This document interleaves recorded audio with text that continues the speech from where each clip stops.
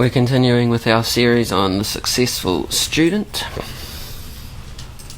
This is class number 3. The title of this class, and probably the next one, is Attitude, Lifestyle and Lifelong Learning. We're reading today from the Srimad Bhagavatam, 7th Canto, Chapter 12, text number 1. 7.12.1. This chapter is entitled The Perfect Society for Spiritual Classes. Sri Narada Uvacha Brahmachari Gurukule Vasandanto Gurohitam Acharan Dasavan Nicho Gurau Sudrita Suhridaha. Sri Narada Uvacha. Sri Narada Muni said, Brahmachari, a brahmachari, a student living at the residence of the Guru. Gurukule, at the residence of the Guru. Vasan, by living. Danta, continuously practicing control of the senses. Gurohitam, only for the benefit of the Guru. Not for one's personal benefit. Acharan, practicing. Dasavat, very humbly, like a slave. Nicha, submissive, obedient. Gurau, unto the spiritual master. Sudrita, firmly. Sohridaha, in friendship or goodwill. Translation. Narada Muni said, a student should practice completely controlling his senses. He should be submissive and should have an attitude of firm friendship for the spiritual master. With a great vow, the brahmachari should live at the Gurukula only for the benefit of the Guru. This verse in the Srimad Bhagavatam does not have a purport by Srila Prabhupada, so we're going to read the purport, or an excerpt from the purport to Srimad Bhagavatam 1.9.26, where Srila Prabhupada talks about this student living at the residence of the Guru. So that's Srimad Bhagavatam 1.9.26. It's right at the end of the long purport. Prabhupada says, I think it's the last paragraph, if you want to follow along. Prabhupada's been talking in this purport extensively about the Varnas, and then at the end he gives a summary then of ashram dharma. So he says, the Varnas are, so to speak, classifications of different occupations, and ashram dharma is gradual progress on the path of self-realization. Both are interrelated and one is dependent on the other. The main purpose of ashram dharma is to awaken knowledge and detachment. The brahmachari ashram is the training ground for the prospective candidates. In this ashram it is instructed that this material world is not actually the home of the living being. The conditioned souls under material bondage are prisoners of matter, and therefore self-realization is the ultimate aim of life. The whole system of ashram dharma is a means to detachment. One who fails to assimilate the spirit of detachment is allowed to enter into family life with the same spirit of detachment. Therefore, one who attains detachment may at once adopt the fourth order, namely renounced, and thus live on charity only, not to accumulate wealth, but just to keep body and soul together for ultimate realization. Household life is for one who is attached, and the vanaprastha and sannyas orders of life are for those who are detached from material life. The brahmachari ashram is especially meant for training both the attached and the detached. Om Ajnana Timirandasya Gyananjana Shalakaya Chakshu Unmilitam Yena Tasmai Shri Guruve Namaha. Jai Shri Krishna Chaitanya Prabhu Nityananda Shri Advaita Gadadhara Shivasari Go Bhakta Vrinda. Hare Krishna Krishna Krishna Hare Hare, Hare Rama Rama Rama Hare Hare.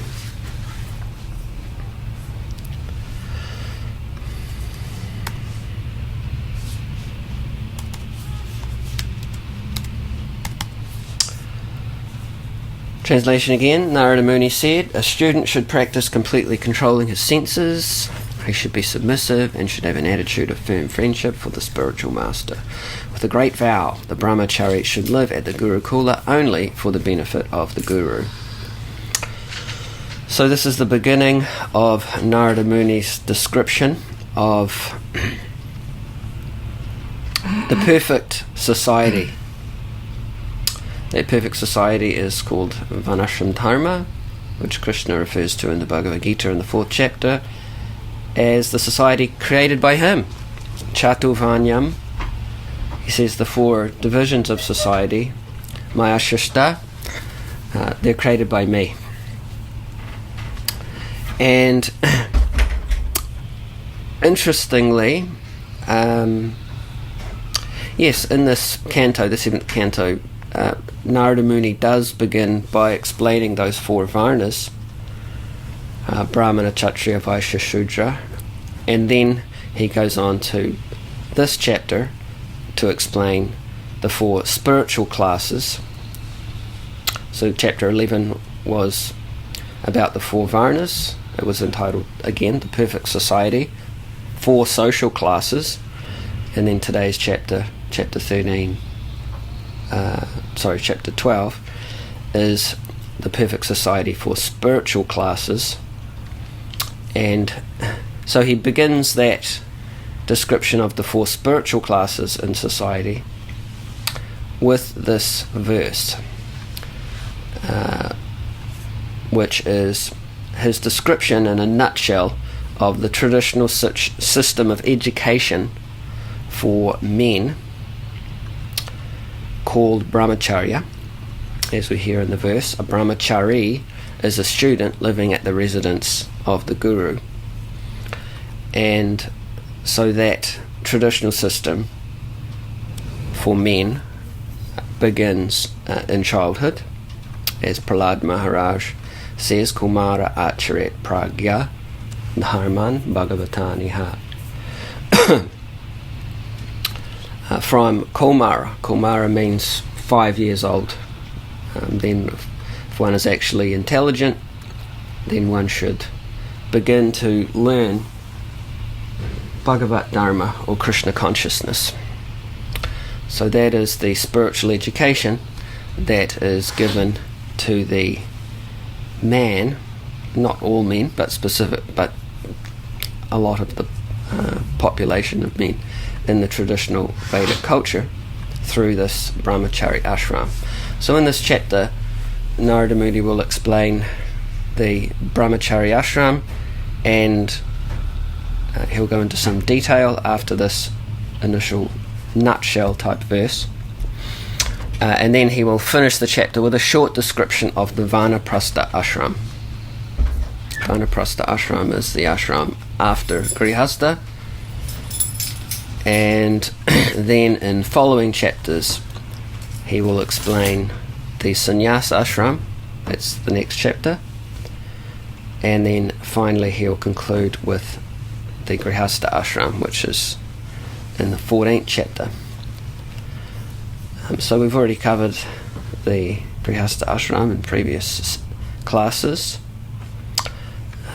Today we're continuing with this focus on student life, as specifically as revealed here by Narada Muni, the attitude, the lifestyle of the student in the traditional culture, which was cultivated then in this traditional setting of the Gurukula, the place of the teacher. And as stated here by Narada Muni, a student who was fortunate enough to find a place in such a gurukula would practice completely controlling his senses, would be submissive, and have an attitude of firm friendship for the teacher. And so they would live at that gurukula with a great vow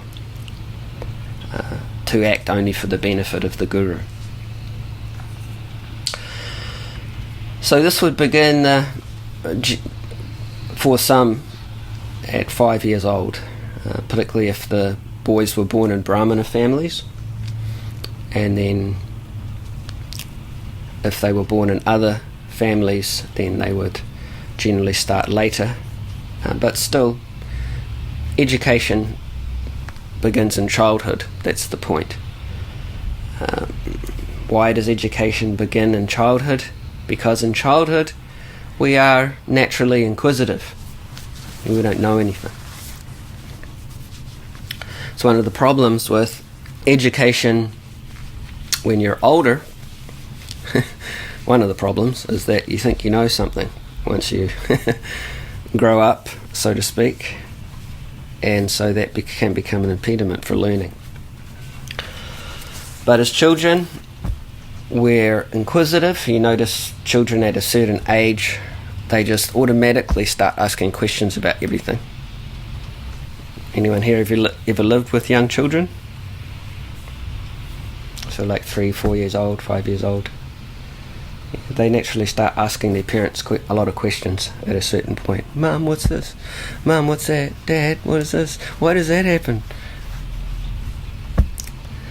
It's just the way material nature arranges things. So if that inquisitive tendency is facilitated through the right kind of education, then it can produce amazing results for the child. In other words, if the child gets the right answers and is directed in the right way to the right knowledge, then the child has a very auspicious future awaiting him. So we're inquisitive when we're young, we're open to new concepts. As we get older, we tend to become more and more closed off to new ideas. Just like trees, as trees get older, they become more and more rigid. When trees are young, they're just little plants. They can easily bend. Right? That's why you see, particularly here in Wellington, you see the gardeners out and about in town working for the council, and they put stakes in the little trees because it's so windy here, and the trees can be easily blown around and broken. So they put a stake beside the tree, or a big box, big wooden box. You've seen those big wooden boxes around trees. That's what they need here in Wellington because it's so windy. So when we're young, when we're children, we're very malleable like that, very easy to entertain new concepts and assimilate information. Children are just like sponges. They can just absorb so much. Also in childhood we have minimal bad habits, right? As we get older, we get into habitual processes of behaviour, and particularly in this age, that behaviour is generally not very auspicious. And as the saying goes, old habits die hard. But when we're young, when we're children, we haven't generally formed, we haven't had time really to form any habits. And when we're small children, generally don't have any bad habits. So that's an advantage. We practically have no social conditioning as children. As we get older, particularly we go through teenage years, then we become very self-conscious, right? We start looking in the mirror all the time. You notice that before puberty, that never really happened. Didn't really stand there looking in the mirror, like, oh, how does my hair look? Oh, what's that pimple on my face? Oh no, can I cover that up? That those kind of considerations they just don't take place for children. They don't really care, what other people think. They don't even care what other people are doing in the same room as them. They're just not even aware of it. That's why they'll just run around. Adults will be sitting there talking quiet, peacefully, and then the kid will just be running around in circles, yelling his head off. Doesn't care. Not even aware that there's something else is going on, right? So practically no social conditioning. Social conditioning can be a great problem for education. But children don't have any of that. Big advantage. They also as children, we don't have any financial obligations. We don't have to spend a whole lot of time maintaining ourselves. We don't have any social obligations, right? So we have lots of time on our hands. We don't have to worry about all those things. Lots of time for learning. Another reason that education begins when we're young is that we really need to know the direction of our life as soon as possible. If we're really going to take advantage of the time that we have in this body, then we need to get on with things as soon as we can. Right? We need to know our direction. So in the traditional culture, then that's taught very early, that the ultimate direction of your life is to become self-realized. And when you have that information, you can get on with that job straight away. So that's another reason. What we learn as children, either through formal education or just through social interaction, it's hard to unlearn it. It generally sticks with us for the duration of our life. It's like the example of the tree again. If the tree is bent in a certain way when it's young and it's not corrected, then it's very hard once the tree gets bigger to straighten that. In fact, it's almost impossible beyond a certain age for the tree to be straightened up again. So it's the same with children. What we learn as children is it's hard to unlearn it, and it generally sticks with us throughout our life. So if we learn the right things when we're children, then we can make the best use of our time and have the best start and the best chance for a successful life in that way. Now, another important reason that education begins in childhood, which is basically foreign to people today, is that we have no experience of sex. Children don't have any experience of sex. It's only once you get beyond a certain age that material nature forces you to then become interested in that particular activity. But before that time, there's no experience, there's not even any inclination of sex. Of course, today, very unfortunately, sometimes children are abused, but we're just talking about a normal, sane human civilization, right? So in that setting, we have no experience of sex, and that's a great advantage for getting free from the bodily conception of life, because the sexual act is the greatest, leaves the greatest imprint in the consciousness of the idea that I am this body. So therefore, celibacy is essential for spiritual education. Even you see kind of remnants of that in the Western world. Like when I started high school, I started going to Cambridge High School, which was a co-educational school, and even me in my degraded condition, I could tell that I'm not going to learn anything at this school. This is like a zoo.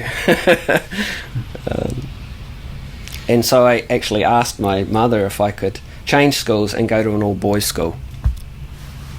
So I did that for that year before I went to Australia and finished my high schooling there. So I went to all boys school. It was a Catholic school, and it was a lot more peaceful, and that helps when it comes to actually being able to concentrate on what you're learning.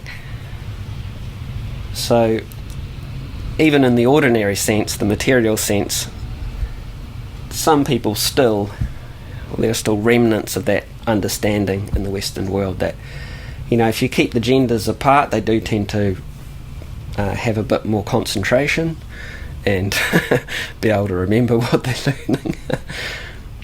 There was some statistic I heard from Gurudev a long time ago. I can't exactly remember it, but it was quite astonishing. It was something like that. When a woman is around a man in a particular environment, the man's ability to concentrate goes down 60%. I can't exactly remember the statistic, but that's what comes to mind. That's a huge drop. So even just in the ordinary sense for education, it would be good to have an extra 60%, right? What to speak of for spiritual education, in which you're actually trying to understand, I'm not this body, I'm spirit soul, I'm not part of this material world, I'm supposed to be back in the spiritual world with Krishna. So therefore celibacy is an essential for spiritual education. And today education also begins when you're young, as in the traditional culture, but that's about where the similarity ends. Right? We discussed in the last class about the Castle Street University celebrations in Dunedin. Sent you guys that article, right? So, yes, there's very little similarity to student life today and the actual successful student life of someone in a real human civilization, as is being explained here by Narada Muni. The principle of celibacy is really important. That's what brahmacharya means. It means a celibate student. A student that's aiming for spiritual perfection is therefore practicing celibacy. So the goal of life is liberation from birth and death, and sense gratification is the cause of birth and death. And sex is the highest form of sense gratification, and therefore it's the greatest obstacle to attaining the goal. Therefore, as Prabhupada said today in the purport, he said the whole system of ashram dharma is a means to detachment. Right, so detachment from what? Detachment from sex life, sense gratification. That's the whole purpose of all of the 4 ashrams, not just the brahmacharya ashram, all of them. Right? And in order to produce that genuine detachment, we first need some genuine knowledge, which we learn as students if we're very fortunate. So Prabhupada said also in the purport, the main purpose of ashram dharma is to awaken knowledge and detachment. So detachment comes from knowledge. Why are people not detached from material life? Because they have no knowledge.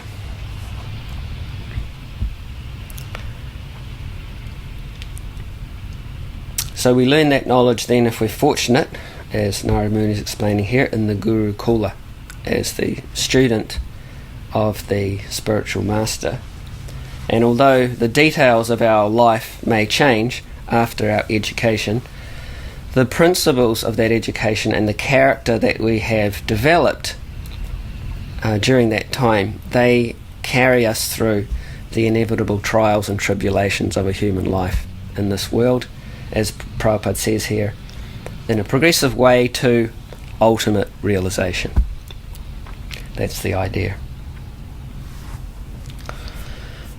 Does anyone have any questions at this point before we go on to discussing the attitude and lifestyle of the successful student, the brahmachari? Why do men lose concentration when the women are around? Good question. The question is, why do men lose concentration when women are around? If we will get to this in if not the next class, then future classes. Actually, I thought I said at the beginning of this series that student life is very simple and compared to household life, so we won't, we'll probably only have 1 or 2 classes on this, but we probably have a few more than the series we gave on household life, because there are actually lots of important elements that we can bring out, discuss and clarify. Later on, Narada Muni explains in this chapter that he gives the dynamic of male-female interactions, comparing the woman to fire and the man to a butter pot, right? And so if we consider the nature of fire and the nature of a butter pot, then we can understand what happens when they come together in close proximity, right? What happens? What would you say, Freddie? The women are the butter pot? The women are the fire and the men are the men melt. The men melt, that's right. That's right. So that's just the effect of fire on butter. It's just the way nature has made it. The fire has the nature of burning, right? The fire likes to burn. That's its nature. And the butter has the nature of melting. That's the nature of butter. So you put them together and nature takes its course, as the saying goes.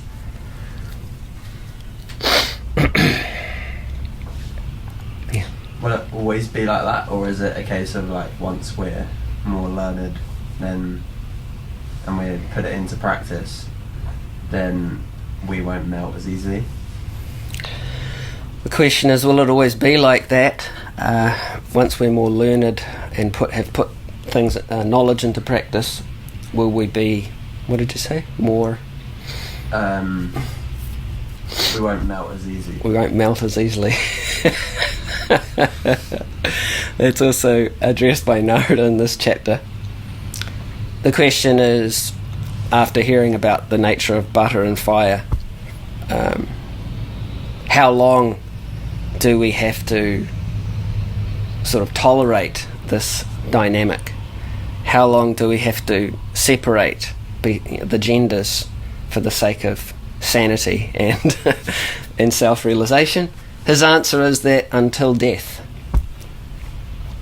Until death, because as long as we have a material body and we identify with that body, then we're subject to the dualities of the material world.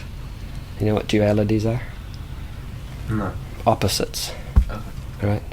So male and female, that's an opposite. Right? Heat and cold, honour and dishonour, happiness and distress. It's the nature of this world. It's a world of duality, opposites. That's what drives us crazy, you know. Of course, most people don't think about it too deeply, but the reality is that the dualities of this world drive us crazy. You know, we want happiness, but we have to suffer distress. We want to be young, but we have to get old. We want to be healthy, but we have to get sick. We want to live, but we have to die. So these dualities, they really just, they're mind-boggling. Narada Muni explains in the context of your question that as long as one identifies with the body and is therefore affected by the dualities of this material world, which are epitomized in the duality between male and female, then at any time one can fall down. In other words, one can melt in the wrong association. So therefore, until one is fully self-realized, then these principles have to be followed if one actually wants to be successful in life.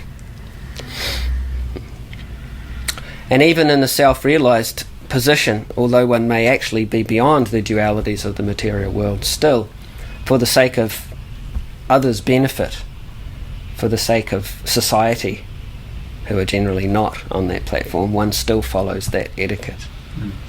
Now, a secondary answer to your question is that after the student is properly trained as a brahmachari, then, as Prabhupada explains in purports to this section, we'll get to them later, in later classes, that because he's actually learned what Narada Muni has explained here, to control the senses, therefore he can marry and he can prosecute a dharmic relationship with the opposite sex, meaning a relationship that's actually in harmony with the laws of nature and spiritually progressive. As we were saying, that all the ashrams are meant for the same purpose. Right? It's just that education specifically is focused in the brahmachari ashram when one is a child and growing up, because again, that's when we can easily assimilate these concepts. But once the student is mature, he's actually been educated by the guru, then it's up to him. If he chooses to enter into the Grihastha ashram, then he can prosecute that ashram, and it becomes a progressive step on his path to self-realization. But that requires education and training. That's the point. Right? Prabhupada talked about it in the purport we read from today. He said that the whole system of ashram dharma is a means to detachment. One who fails to assimilate the spirit of detachment is allowed to enter into family life with the same spirit of detachment. Right? So one who, as a brahmachari or a single person, a student, has not realized their, you could say, has not realized the limitations of the interactions between male and female. Therefore, with the same spirit of detachment that he learnt as a brahmachari, he can enter into family life, and then that becomes a progressive step in his journey towards detachment. Right? One who fails to assimilate the spirit of detachment is allowed to enter into family life with the same spirit of detachment. Not like, okay, now it's time to enjoy. I did my austerities as a brahmachari or a single person, and now I can just dive into the real nectar of, male-female interactions. That's not what's intended by the Grihastha ashram. All right. Prabhupada goes on, therefore one who attains detachment may at once adopt the fourth order, namely renounced, and thus live on charity only, not to accumulate wealth, but just to keep body and soul together for ultimate realization. So then if one, as a student, does actually realize the, we could say, limitations and inherent problems that come along with intimate association with the opposite sex, then they can either remain as a brahmachari for their whole life, right? Or they can accept the renounced order of life, sannyas, for the purpose of ultimate realization. Depends on the level of realization of the student, how the student progresses after education. Right, so we'll hear in this chapter there are two types of brahmacharis or students, celibate students. The Naishtika brahmachari, the brahmachari who remains a celibate student for his whole life, and then the Upakuvana brahmachari, the brahmachari who decides to enter into the Grihastha ashram. Right, they both have the same education, they both have the same understanding, they both have the same training, but they don't have the same level of realization. And therefore one chooses one path, the single path, the other chooses the double path. Right? But the one who chooses the double path, the Upakuvana brahmachari, does it, as Prabhupada says here, with the same spirit of detachment that he learnt as a student. And therefore it becomes a progressive step. Right? Does that make some sense? Mm-hmm. Anything else on this? Yeah. You mentioned that when these young boys went to the Gurukul, they would practice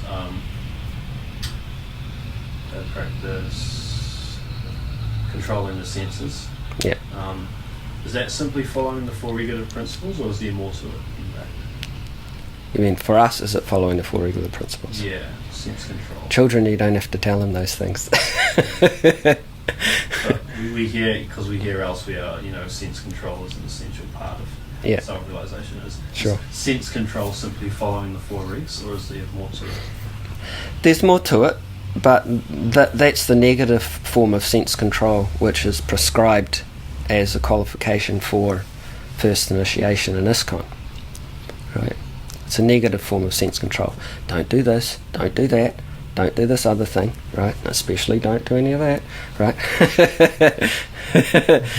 So those are all negative forms of sense control.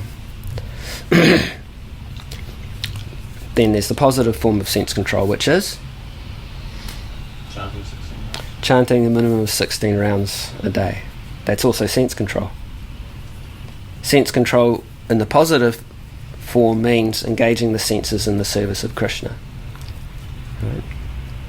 That's why Rupa Goswami says, Pritivim sashishyat, that a sober person who can tolerate the urge to speak, the mind's demands, the actions of anger, and the urges of the tongue, belly and genitals is qualified to make disciples all over the world.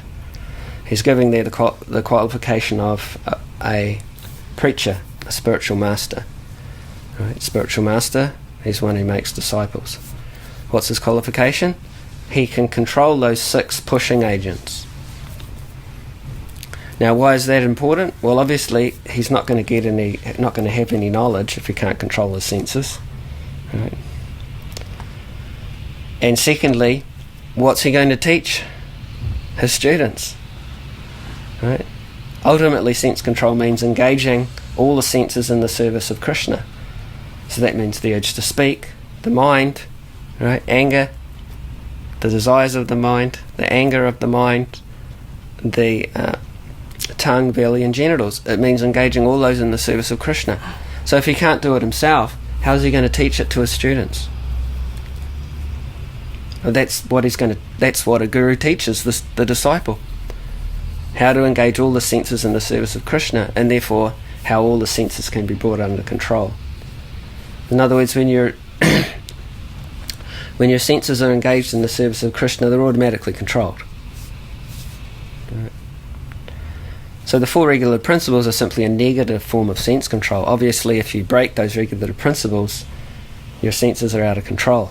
Right? Because you're not doing devotional service with them. But then you also have to understand what is devotional service, what to actually do with your senses. That's one Narada Muni's definition of bhakti. Hrishikena Hrishikesha Sevanam Bhakti Uchate. Bhakti means to engage the senses in the service of the master of the senses. So that begins with chanting Hare Krishna in this age of Kali Yuga. Right? The tongue, sense control begins with the tongue. Sevan mukhi jivada swayameva spuratyada. Right? The jiva, the tongue, it makes sounds and it tastes things. So that verse explains sense control begins with the tongue because it's the most powerful of all the senses. Right? Jiva feli vishaya sagore, Bhaktivinoda Thakur says. It's the most powerful of all the senses. If you can control the tongue, then you can control all the other senses. So that means the tongue likes to wag, right, and speak things, right?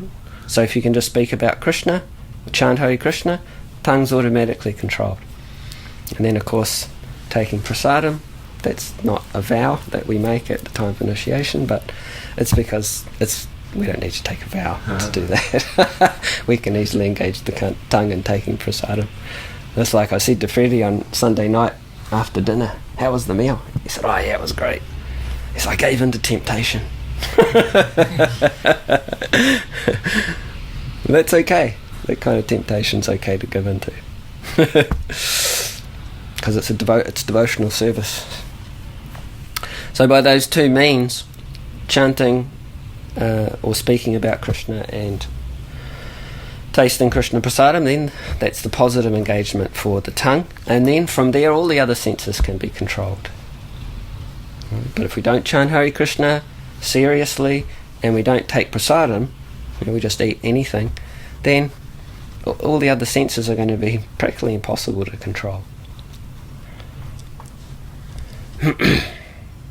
So this requires practice.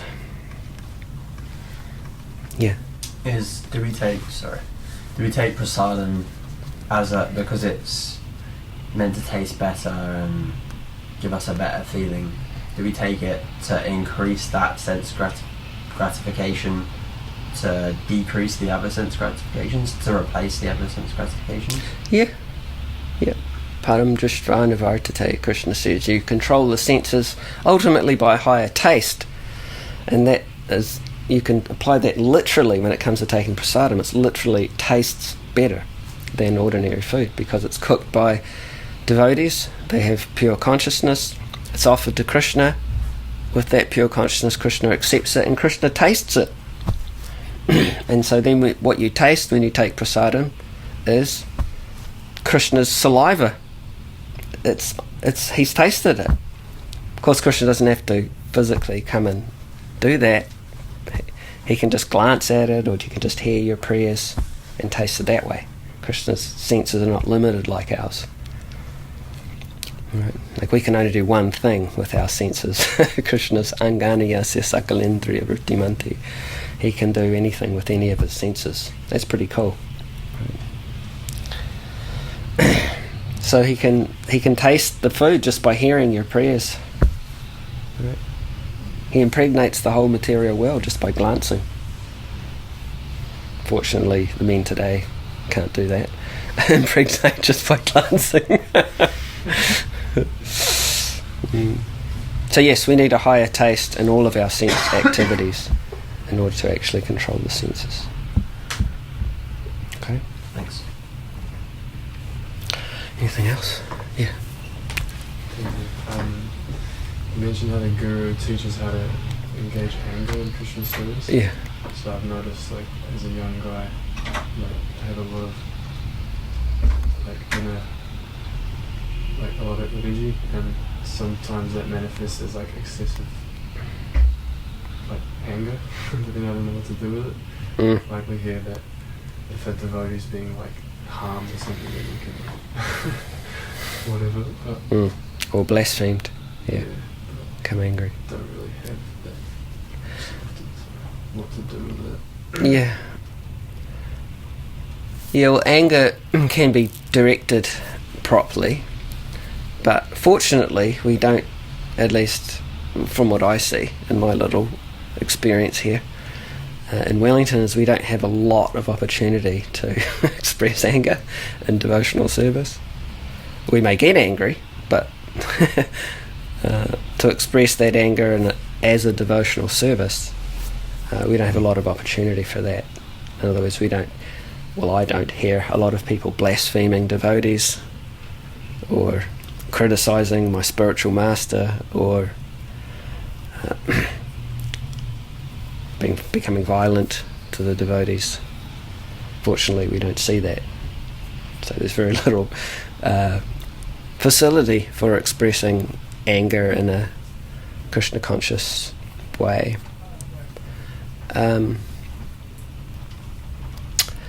So what's really meant by that is that one should not tolerate those kinds of situations in the name of being humble. Right? Like I hear someone blaspheming a devotee, or I hear someone blaspheming my spiritual master, or I hear, I see a devotee being abused, or and I just think, well, I'm just humble, I won't do anything about that, because I'm so humble, right? Therefore I tolerate that offensive behaviour.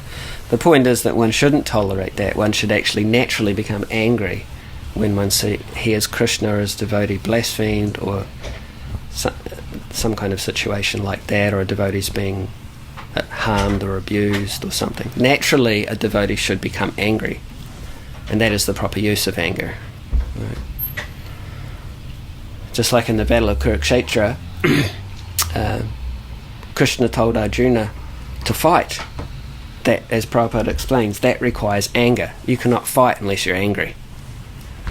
But what was the purpose of the anger? It was to protect the innocent people, right? Also, he gives the example of Hanuman. Hanuman became angry at Ravan and set fire to Lanka, right? Burnt the whole city of Ravana down out of anger, because Ravana was a rascal. He criticised Ram, his master. He kidnapped Sita. So that was the proper use of his anger. So naturally, for a devotee, that anger will come out in such a situation. Not that one is artificially so-called humble or tolerant when these kind of things arise. Also, the example Prabhupada gives in the Nectar of Instruction is of when Nityananda was attacked by Madai. Madai actually smashed a pot over Nityananda's head. So Mahaprabhu immediately appeared there with his chakra. He was calling, "Chakra, chakra!" He was about to kill Madai. So Prabhupada explains, he was the one that spoke the verse. As the most magnanimous, kind, compassionate incarnation of Krishna, he was the one who spoke the verse, Trinadapi Sunichina Tarodapi Sashnina. One should be more humble than the straw in the street, more tolerant than a tree, offer all respect to others, not expect respect for oneself. Right? But yet that was his reaction when he heard that his devotee was being injured. So that verse doesn't imply that one should just be artificially tolerant of these kinds of offensive behaviours. Prabhupada explains one should be tolerant and humble for oneself if oneself is criticised or blasphemed. But if a devotee or one's spiritual master is criticised or blasphemed or harmed, then one should become angry like fire, like Mahaprabhu's example. Right. So if a devotee has anger for a reason other than that, then the devotee has to become introspective and see where's this coming from. Try and understand that. Right? If you can't figure it out yourself, then get some guidance on it. Krishna explains where anger comes from, this material anger. Right?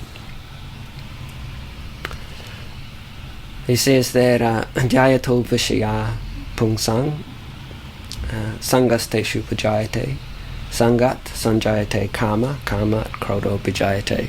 While contemplating the objects of the senses, a person develops attachment for them. From such attachment, lust develops, and from lust, anger arises.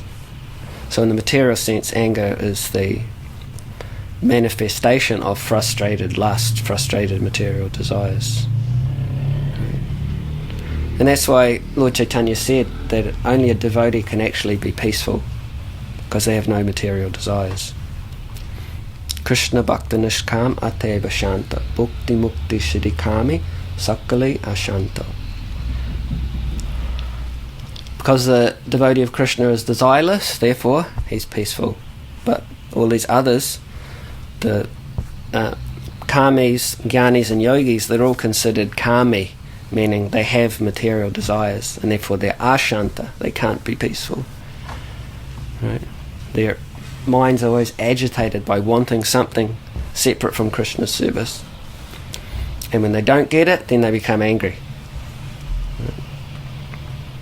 So we have to be introspective and see what is the cause, and then take some remedial measures.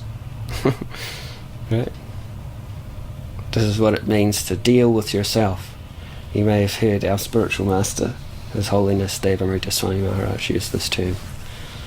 You got to deal with yourself. Yeah, that's the process. Basically, that's the process of sadhana bhakti in a nutshell. The process to deal with yourself on all levels.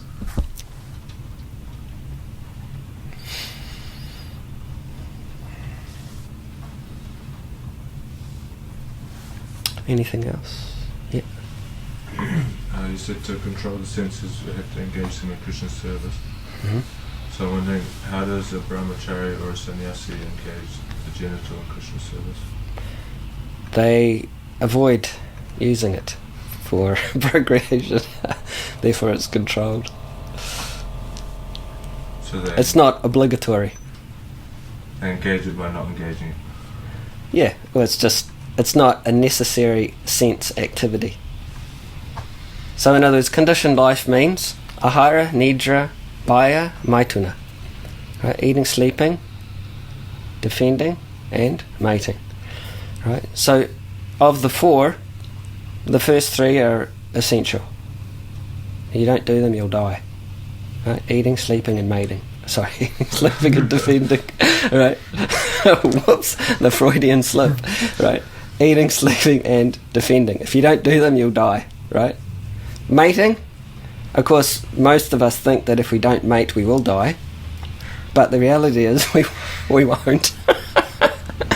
Right? So those that have that realization, they can just avoid that non-essential sense activity. If one doesn't have the realization, then one can engage in dharmic household life and use the genitals, as Prabhupada explains, in a proper way to produce Krishna-conscious children. And Krishna himself says, Dhamma varuddho bhuteshu kamosmi. I am the procreative act that goes on according to Dharma. Right. And Srila Prabhupada said, you can also see Krishna in this way too. I don't know, I don't have any personal experience of that, but we take Prabhupada at his word. I read something on how we can see Krishna. I can't remember how it was stated, I don't want to state it wrong, but it was like, we can use our romantic sexual desires for Krishna or something. Yeah, that's right. Every bhakti bhakti offers the full engagement for the senses. It doesn't deny any of the senses. There's a devotional service you can do with all your senses. Of course, you don't have to do that service. But if you choose to, it's an option. Right? It's an option. It's just a much more expensive option than the option of choosing not to. Right?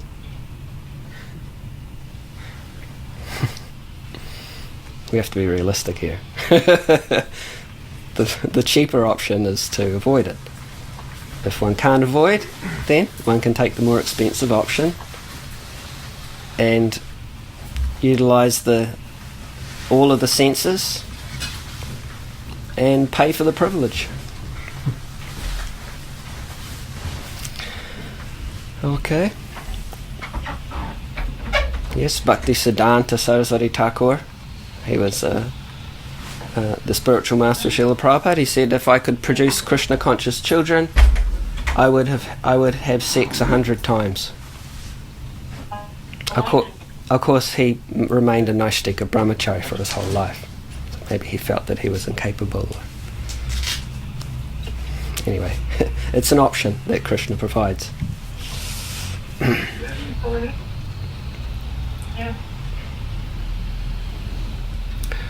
So what to do now? It's 9:30.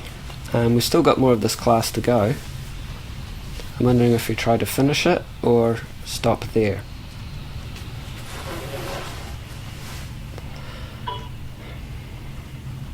This verse really requires more unpacking, but where are you going? Going to work at the high school. Going to work at the high school. Okay.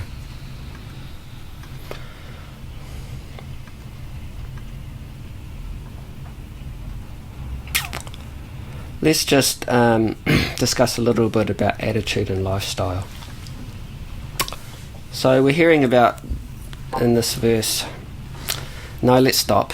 Let's just stop there. I wasn't expecting so many questions. Let's just stop there. We'll continue on in the next class more about this, unpacking this verse. Anyone have any final questions? I We have one. Freddie's very inquisitive. Sorry. No, it's great. How much of our personality is probably very unrelated, but is very unrelated. But how much of our personalities are materially conditioned versus from our soul and past lives? How much of our personality is conditioned or is a product of conditioning from our past life, as opposed to how much of it is materially conditioned and how much is all of it's conditioned. All of what we know of ourselves as conditioned souls is conditioning. We don't know anything about the soul. Hare Krishna. But do we have any like personality traits that come from our soul? No. The soul's identity is completely different from the bodily identity. So there's no like personality traits or personality traits that come from one soul being more advanced spiritually than another, or the soul itself just having personality. I don't know. It can be not literally you could say not literally a kind of copy and paste, so to speak, from the soul to the body, but there can be a reflection of the soul's advancement in the character of the person. Right, so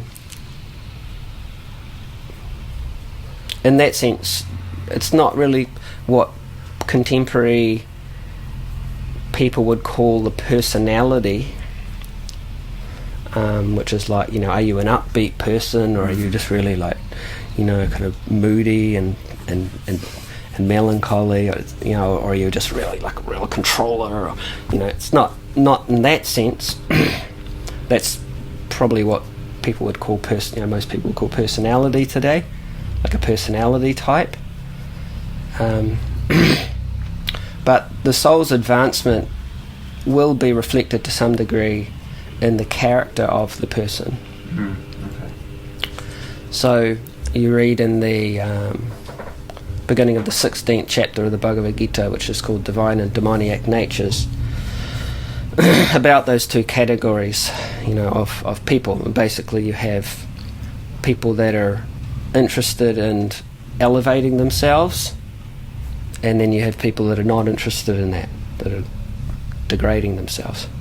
People are either going one way or another. So the people that are interested in elevating themselves, then they will have a better character. They'll have more integrity, more sense control, more knowledge, more detachment, generally speaking, than a person in the opposite category who's degrading themselves. So in that sense, you can say there's some kind of reflection from the soul's desire to be self-realized or to elevate itself in the character of the person, but it's not necessarily a personality trait as contemporary people would would define your personality. In other words, it's not like someone's very kind of bubbly and upbeat and friendly and very social, and that's actually what they're like in the spiritual world as well. Although there are people like that in the spiritual world, but it's not necessarily that person. And does personality come from karma? Yeah, comes from then karma. Doesn't karma come from how much you invest spiritually, how much each soul invests spiritually? Karma is your material activities, and your material activities produce your particular body, your physiology and psychology. Right. So your activities, your material activities in the previous life, they generated this body and this mind that you have. Right. That means the physiology that you have and the psychology that you have. So part of your psychology will be your personality in this life. But it's only temporary, because the karma that you perform with that physiology and psychology in this life will then create for you another physiology and psychology in the next life, which could be totally different. Like you could act in this life and very easily, as we were hearing on Sunday, become a dog in your next life. different physiology, different psychology, right? Different personality type. So one could invest their whole life to spirituality, or not their whole life, but from 1 to 25, and still become a dog. So say again? So I could carry on learning about spirituality through my whole life, and then become a dog at the end, in the next life. No, unlikely, because your activities of spiritual life are not, I'm specifically talking about in Bhakti Yoga, they're not part of your karma. They're not karmic in the sense that they generate for you any kind of material body in the next life. Like Krishna explains in the 4th chapter of the Gita, that one who sees action and inaction and action is intelligent among men, and he's in the transcendental position, although engaged in all kinds of activities. One who sees action and inaction, that means someone's trying to be physically inactive, like let's go to the Himalayas and meditate and just stop all activities, right, to try to get free from karma. Actually they're still acting, right? They still have to perform some kind of activities to stay alive, and that's karma, that's generating karma. Similarly, the mind is still active, right?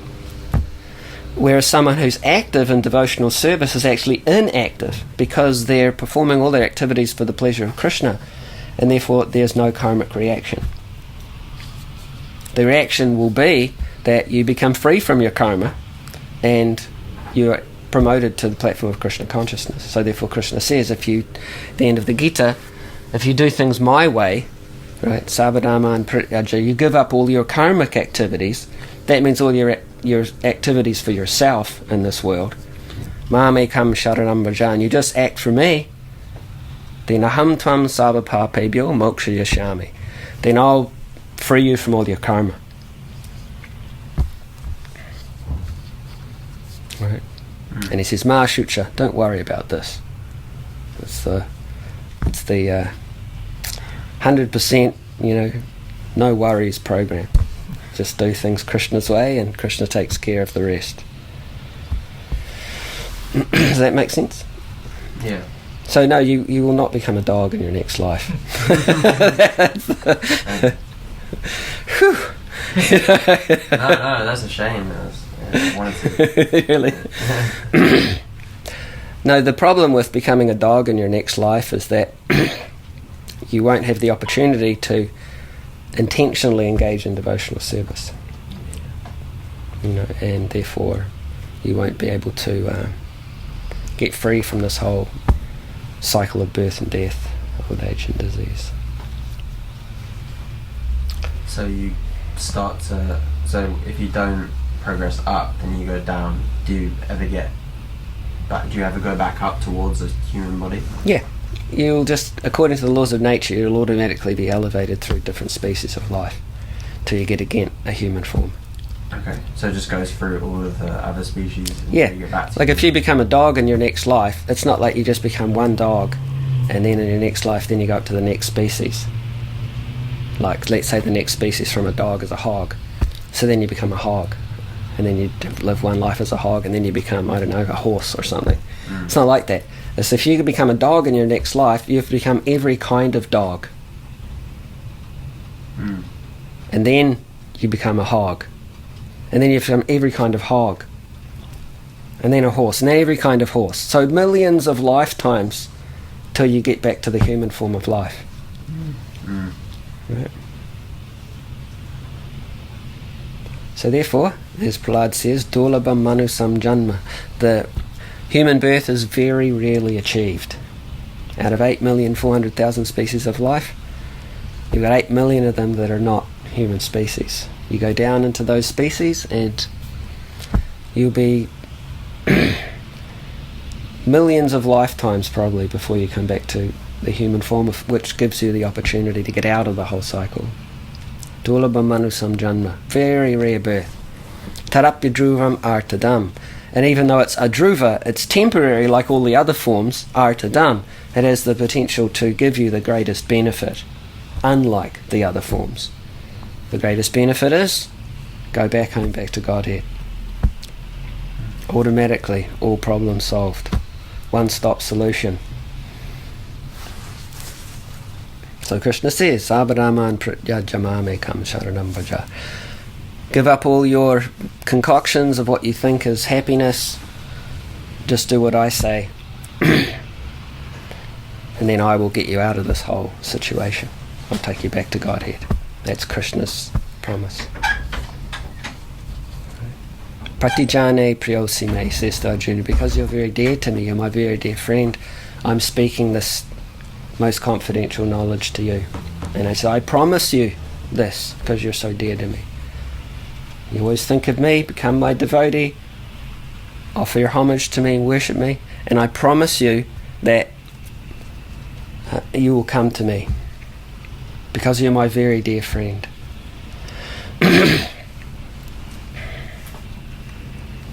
What do you think? No, pretty good offer, huh? Yeah. You know, Krishna consciousness. In our present state, we might not know whether Krishna's true or what Krishna's promising is true or not, but if it is true, you get everything, right?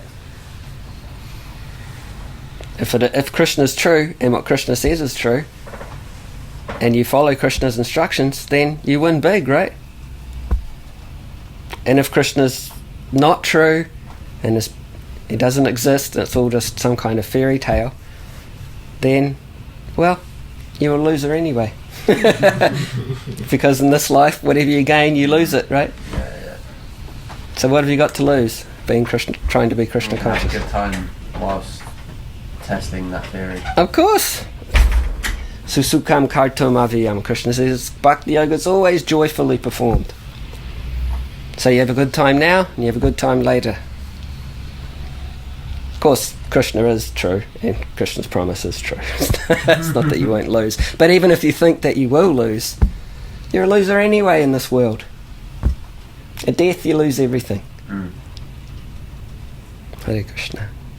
But with Krishna consciousness, you gain everything and much more. Let's stop there, and we'll continue on with this verse in the next class and look more at the attitude and lifestyle of the successful student, as explained here by Narada Muni. Granthar Srimad Bhagavatam ki jai, Srila Prabhupada ki jai, Shri Giriraj Maharaj ki jai. Go Premanandi Hari Hari Bol.